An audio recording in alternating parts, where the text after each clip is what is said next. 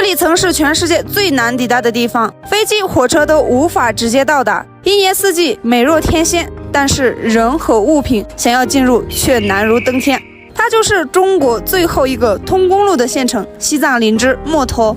去西藏工作，我们常说到那曲、日喀则部分区县、阿里地区会比较辛苦，因为那些地方海拔高、阳气稀薄、天气寒冷。这次卓玛却听长辈们说，早些时候到林芝墨脱最辛苦，吃不着好的，工作全靠步行，常常腿上爬满蚂蟥，鲜血横流。那么现在的墨脱变成什么样子了呢？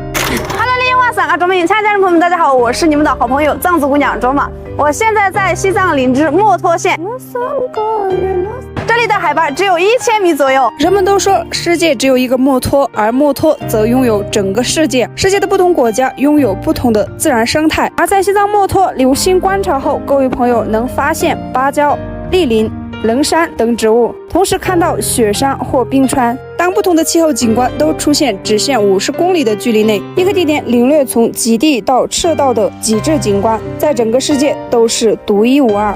我们现在已经到县城了，然后准备吃饭。大家看这个县城的环境怎么样？墨脱的动植物资源丰富，可以看到很多西藏其他地方没有的生理，可谓是一个浓缩地球。如此包容万象的墨脱，曾经竟然是一座高原孤岛。上世纪60年代，中国一些城市逐渐步入工业化进程，而千里之外的墨脱，当地的珞巴族和蒙巴族人还过着农耕火种的原始生活。因为不通公路，林芝市区的东西都很难进入，这样的情况持续了几十年。由于山河阻隔，物资只能通过人和牛马来拉，一趟下来往往需要好些天。如果碰上大物件，时间就直接翻倍。一年为的大雪封山，整个冬季都不能输送，所以想吃的东西在墨脱就只能下，很难吃得到。环境这么好的地方吃饭的话是什么样的感觉？但是现在呢，各种大鱼大肉，各种果蔬，只有没想到的，没有吃不到的。所以全国的朋友还会担心到西藏来吃不好吗？这个可是才通10年左右，而且由于道路太窄太险，依然实行单进双出的地方。现如今，全国还是并没有多少人到过墨脱，即便在里面待一段时间，也无法看到它的全貌。卓玛作为各位朋友脸上和心里的眼，大家看看我后面的这个县城，跟西藏其他地方的县城有什么不一样呢？这边现在修建的非常好，到处都是这种高楼。像是对原材料极度苛刻的网红奶茶，也已经出现在墨脱街头。曾经工作和生活最辛苦的孤岛，终于和整个林芝保持同样步伐，慢慢蜕变为不那么艰苦的西藏小江南。大家看，这就是人与自然和谐共生。哎，金鱼，波妞喜欢宗介，是不是金鱼？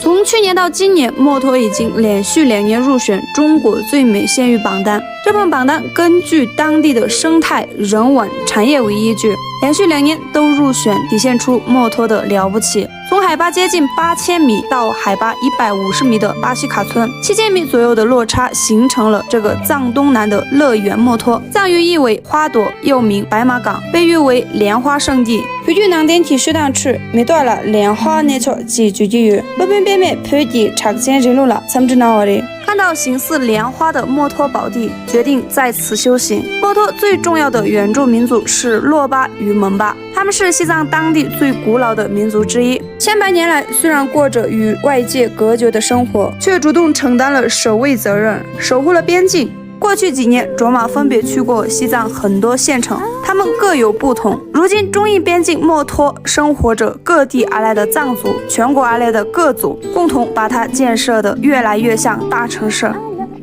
大家可以看到啊，这个县城的人气还是非常的旺的。我们现在出来逛一下，这边是饭馆，那边就是商业街那些，去看一下。散步在墨脱，卓玛看到了巷道里热火朝天在准备的摊位，人们努力在过好自己的生活。这些勤劳勇敢的同胞也让卓玛内心感到温暖。和人一起的还有大街上的车水马龙，各式各样的汽车电动遍布，一片繁忙。接下来把镜头切换至无人机视角，整齐排列的楼房分布在群山之间，其中不乏高楼大厦。想想以前的话，就是连路都没有，看现在发展成这个样子，真的太赞了。何妨有时在云雾之间，雅鲁藏布江在远方的峡谷中奔流，这就是仙人之境。由于墨脱是世界最北的热带，冬天温度非常适合过冬。罗马从日喀则而来，就非常羡慕墨脱的气候。对于藏族朋友而言，它可能就像西藏的三亚。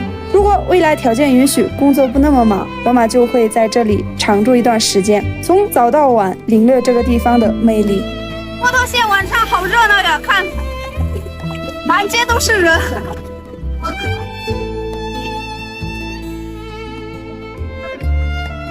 它这里上下爬坡，就有一点那种重庆的感觉，所以我给它命名为小重庆，怎么样？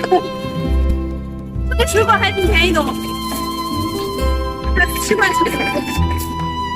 解放军保卫边疆，筑路人逢山开路，始终保持着墨脱现在的畅通。不仅仅是方便咱们本地人，还有全国的朋友们来到墨脱，有好几家星级酒店、各类民宿，吃喝玩乐都不用愁，所以也不会后悔。我想唯一的遗憾就是目前还无法去墨脱最低海拔看看，体验类似平原的风情，因为那里在维麦克马红线之外，公路还未通到那里。但是墨脱从最初只有一条路进来，到现在2条路通行，未来还会有更多路。相信各位朋友和我一样保持期待，西藏越来越好，母亲越来越强。